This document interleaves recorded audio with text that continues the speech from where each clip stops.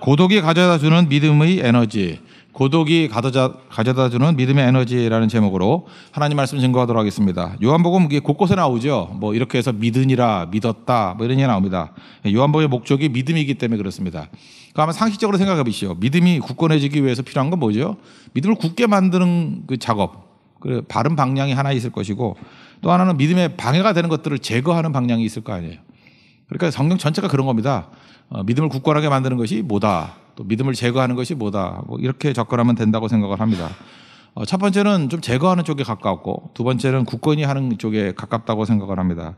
두 가지 살피겠는데, 첫째는 믿음은 모든 사람의 것이라는 것입니다. 그래서 이방인들을 배려하라. 그러니까 차별하는 거를 제거하라는 거예요. 그러니까 이방인들을 배려하라. 여기 성전 정화하는 사건이 나옵니다. 그 성전을 보면요, 그 외부 뜰이 있습니다. 뜰이 동쪽 문에 그 뜰이 있거든요.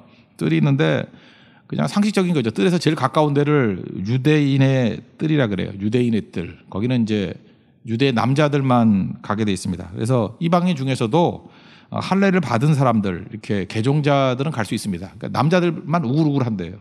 그러니까 유대인의 뜰, 남자들만 갑니다.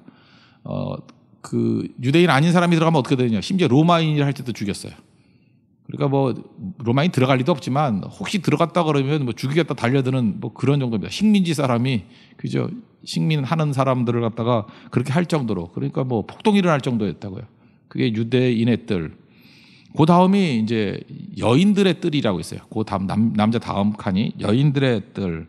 여기에는 특징적인 게 있는데 13개 헌금통이 있습니다. 헌금함. 그래서 나팔 모양으로 이렇게 크게 돼 있거든요. 그래서 멀리서 던져도 맞아가지고 삥삥 돌아가지고 돈 얼마 넣는지 알 수 있는 거. 이거는 왜 알죠? 그 가난한 과부의 두 랩돈 때문에 아는 거죠. 그러니까 성전 앞에서, 헌금궤 앞에서, 그러니까 거기 어디예요? 여인들의 뜰이에요. 거기는 헌금함이 있다는 거. 13개입니다. 왜 13개인지 모르겠는데 하여튼 13개가 있어요. 13개의 헌금함이 있는 거. 그래서 여인들의 뜰까지는 되죠. 여기도 유대인만 들어가는 거예요. 그 다음에 있는 게 뭐냐면 이방인의 뜰입니다. 이방인의 뜰은 이것도 아무나 들어가는 거 아니에요. 믿는데 할례 받지 않은 사람까지 들어갈 수 있는 거예요. 그러니까 믿는데 할례 받지 않는 사람. 근데 하나님을 믿는데 할례 받지 않는 사람들도 있을 것인가? 있었습니다. 왜 그러냐면 그 외과 수술이잖아요. 남자 그 외과 수술이니까 이게 사실은 힘든 거거든요. 성인이 돼가지고 한다는 게 뭐 쉬운 일이 아니잖아요. 항생제도 없고, 그 다음에 마취제도 없고, 그러니까 고통이 엄청난 거죠. 창세기 34장 25절 보니까 거기 세겜 집안이요, 하몰 그 후손들 뭐 딸 디나하고 야곱의 딸 디나하고 결혼시킨다고 해서 다 할례 받았죠. 그래서 꼼짝도 못 해가지고 다 죽여도 어쩔 수 없는 정도의 고통스러운 일이었다고요. 그러니까 쉬운 게 아니었죠. 그래서 할례를 받지 않은 사람들이 꽤 많았습니다. 그런 사람들이 가서 예배 드릴 수 있는 곳이 이방인의 뜰이었어요. 그 믿지 않는 사람도 거기도 못 들어가요. 이방인의 뜰. 그런데 이 얄궂은 거죠. 이 사람들이 어떻게 했느냐 하면 이방인의 뜰에 그 돈 바꾸는 사람들을 갖다 놓고요. 거기에 그 소나 양 파는 사람들 거기 갖다 놨다라는 거예요. 그러니까 이방인이라고 하는 것은 그 개종자들이거든요. 아직 할례만 받지 않은 사람들. 그 사람들의 예배를 배려하지 않은 거죠. 그래서 예수님께서 그거에 대해서 분노하셨다는 거죠. 하나님 안 믿는 사람이 아니에요. 믿는 사람인데 너희 자신을 위해서만 그렇게 유익하게 하고, 이렇게 이방인 개종자들 아직 할례는 안 받았지만 저들에 대해서 저렇게 하는 것이 마땅한 바냐. 그래서 예수님이 분노하셨다라는 것입니다. 그 뭐 메시지는 뭐 간단한 거죠. 이 비슷한 말씀이 병행 구절이 마가복음 11장 17절에서 이렇게 얘기하죠. 기록된 바 내 집은 만민이 기도하는 집이다.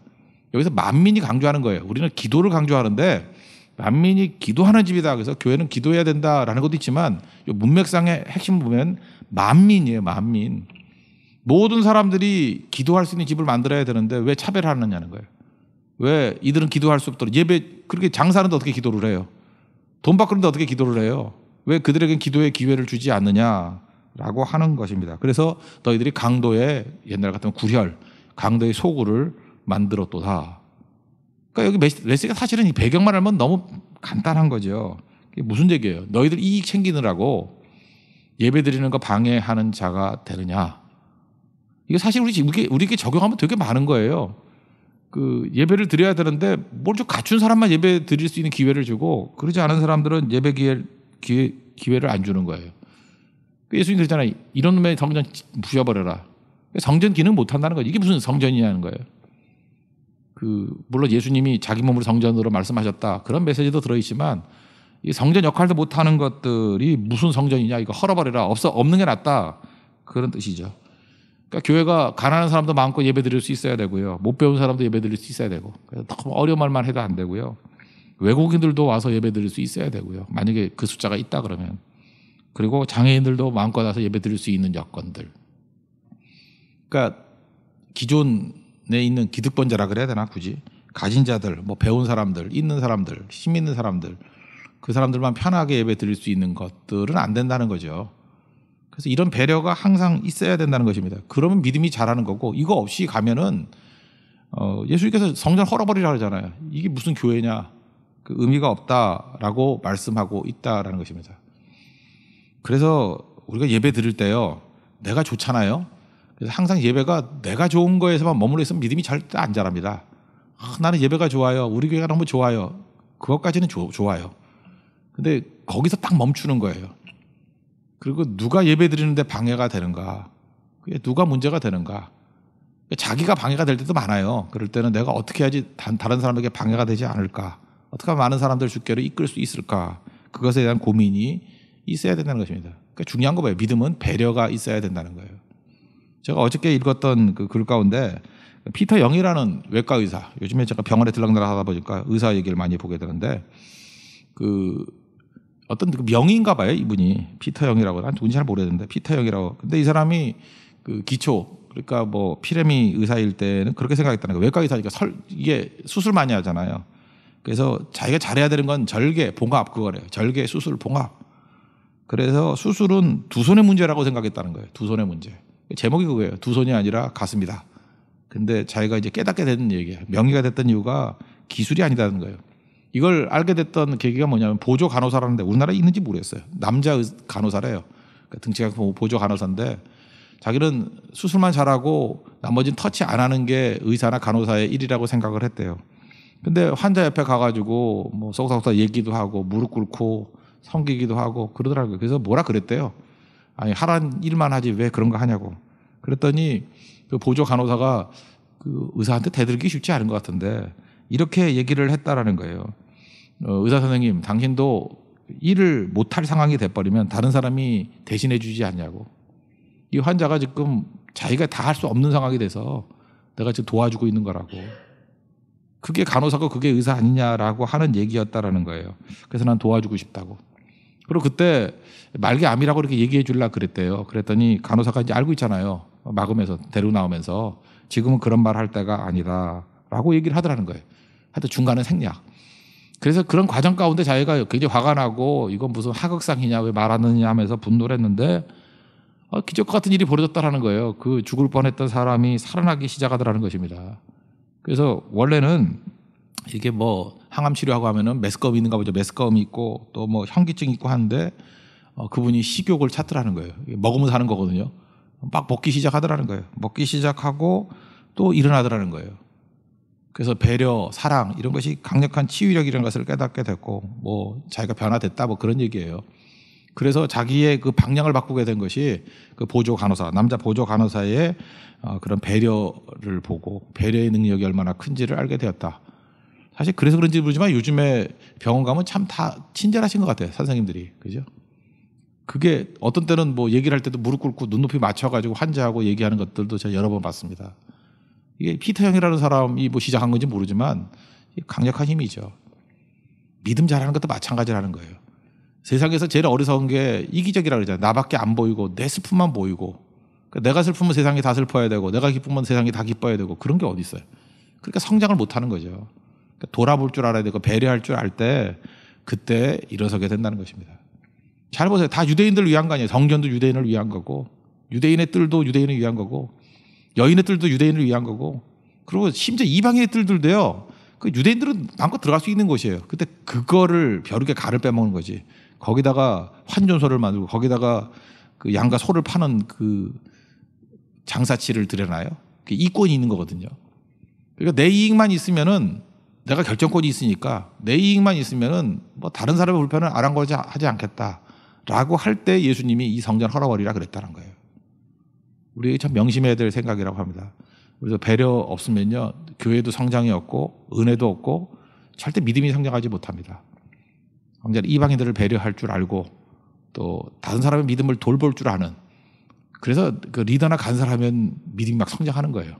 왜냐하면 그게 배려하는 거, 성교하면 믿음이 성장하는 거예요. 다른 사람의 믿음을 배려하거든요. 그래도 이 배려를 통해서 믿음이 더 굳건해질 수 있는 우리 하나님의 거룩한 백성 되기를 바랍니다.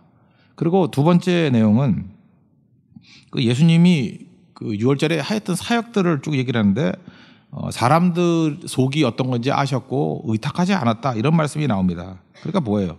이 고독이거든요. 지도자의 고독. 오늘 고독 문제인데 고독이 좋은 겁니까 나쁜 겁니까? 이게 가치 중립적인 거예요.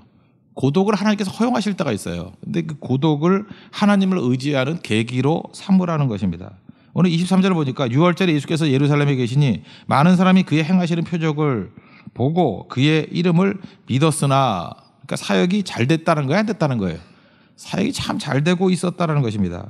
그러니까 사역이 잘 되면 어떤 일이 벌어지죠? 주변에 사람들이 모여들죠. 그러면 사람들이 모여들면요, 그게 실제라고 생각할 때가 참 많다라는 거예요. 그래서 사역이 잘 되고 하나님의 은혜로 사역이 잘 되고 사람들이 모여들면은 아, 내가 진짜 잘하고 있구나라고 하면서 그 사람들을 의지하려 그럴 때가 있다라는 거예요. 사람들이 모여드니까. 근데 그 모여드는 사람들은 사역의 대상이지 사랑의 대상이지 의지할 대상이 아니라는 거. 여기서 또 넘어지는 거예요. 제가 아는 어떤 어려움 당하시는 분이 있거든요. 식당 하시는 분인데 식당이 요즘 잘 안 되지 않습니까? 근데 이분 유명한 분이에요. 유명한 크리스찬 식당 하시는 분인데 그 되게 어려워졌어요. 뭐 체인도 되게 많고 그랬었는데 지금은 거의 다 없어지는 것 같아요. 근데 제가 얼마 전에 뭐 얘기를 들어봤더니 그런 얘기를 하더라고요. 자기는 다시 일어설 수 있대. 그래서 저는 기대하기를 하나님 앞에 뭐 기도하고 하나님이 도와주시면 일어선다, 뭐 그런 걸 기대를 했거든요. 그랬더니 자기는 다시 일어설 수 있대. 왜 그랬더니 자기는 페이스북 친구가 5,000명이래. 그래서 그 사람들이 도와줘서 일어설 거래. 지금 보이지도 않아요. 아니, 페이스북 친구가 그 친구입니까 그게? 참 어리석다는 생각을 했어요. 그렇게 어리석은 분은 아니었었는데 어떻게 그렇게 돼버리나. 그래서 제가 또 메모해놨죠. 나도 어려움 당할 때 절대 이런 소리 안 하겠다고. 그렇죠? 뭐 하다못해 이래도 안 돼요. 나는 흔들리지 않아. 우리 세교의 성도들이 있기 때문에. 그래도 망해요.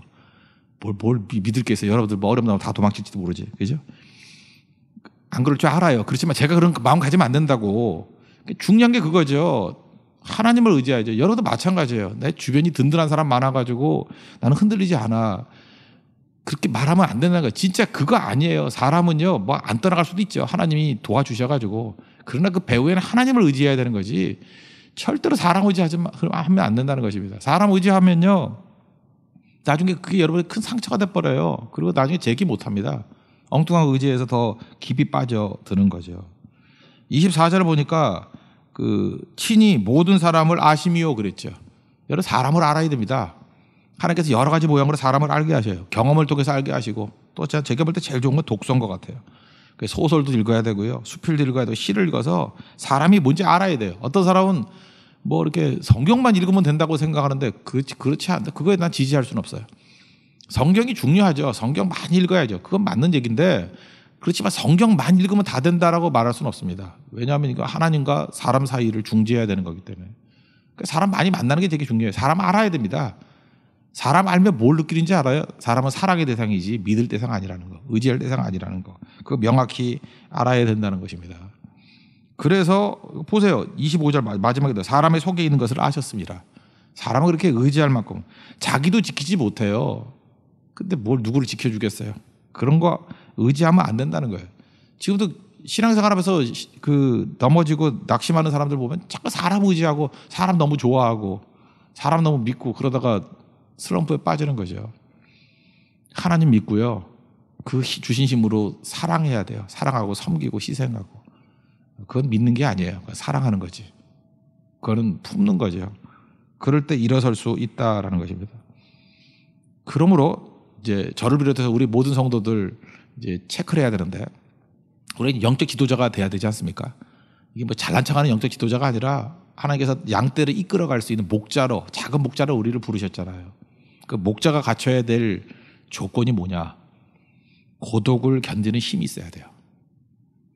뭐든지 한번 해보세요. 이렇게 보면은 되게 좋아 보이죠. 이렇게 목회자들도 좋아 보이죠. 근데 엄청 고독해요. 그래서 넘어지고 깨지고 하는 거예요. 잠깐 사람 의지하다가. 그러니까 고독이라는 건 지도자가 겪어야 될 가장 중요한 핵심 직무예요. 근데 고독이요 나쁜 것만이 아니에요. 고독할 때 정말 힘들거든요. 정말 힘들 때 그때 엎드리면 하나님께 쑥쑥쑥 가까이 나갈 수 있어요. 그래서 믿음이 엄청나게 커질 수 있다고. 이거 내가 보니까 그러더라고. 뭐 성가대 지휘라거나 뭐 찬양 인도라거나 뭐 다 똑같은 것 같아요. 어디나. 그래서 처음에 신나가지고 하죠. 그때 내가 느끼는 게 그거예요. 분명히 이제 고독이라는 큰 벽을 넘어야 될 건데 진짜 고독해요. 세상이 다 나를 돌아서는 것 같고 나밖에 없어 보이고. 여기서 뭐 회장 뭐 이런 거 하신 분들 뭐 준비위원장 이런 거 하신 분들도 마지막에 믿음 없으면 다 쓰러지는 이유가 뭐냐면 엄청 고독하거든요. 사람 많아 보이죠. 벅적벅적한데 아무도 없어요.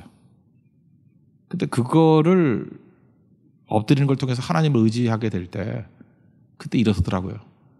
이게 준비위원장 한번 해보세요. 그러면 뭐 위험한 일들, 어려운 일들, 목사한테 물어봐도 목사도 사실 모르는 게 많아. 제가 뭘 알아요? 뭐 이렇게 경험 얘기지. 그건 자기도 아는 거거든. 그러니까 답이 없어요. 근데 지혜로운 사람은 그때 엎드려서 하나님의 능력을 구하더라고요. 그래서 큰 거인으로 변화가 되더라고요. 고독한 거예요. 죽도록 일해보세요. 박수 쳐주나. 그렇지 않아요. 잘하는 건 당연한 거고요. 잘못하는 건 굉장하게 비난의 화살이 날아오고. 진짜 고독해요. 그때가 사실 믿음이 잘할 때거든요. 예수님 보세요. 여기서 이렇게 사람들이 주목을 받을 때도 하나님 의지하고. 그러니까 여기서 이런 승리가 있었기 때문에 나중에 진짜 고독해질 때도 이길 수 있는 힘을 갖게 되더라는 것입니다.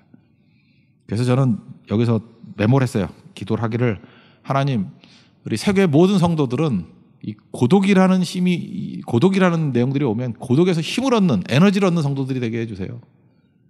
그럼 마귀가 건들 게 없어요. 건들 게.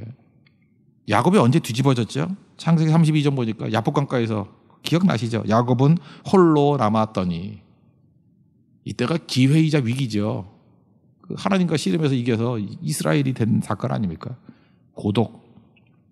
그치? 여러분들도 인생에서 고독 그 순간이 야곱이 이스라엘로 바뀌는 시간 되기를 원합니다. 그 능력이 임하게 된다는 거예요. 그게 믿음의 결정적인 터닝 포인트입니다. 믿음의 계기가 된다는 거예요. 오늘도 여러분들 뭐 이렇게 사업을 하거나 뭐 인간관계 속에서 이렇게 되게 어려우신 분들 있죠. 막 눈물 나고 아무것도 의지할 것 없고 사람한테 얘기하면요 도움 못 줘요. 도움도 못 줄 뿐만 아니라 나중에 그거 약점 잡아가지고 괜히 얘기했다 하고 후회해 나중에.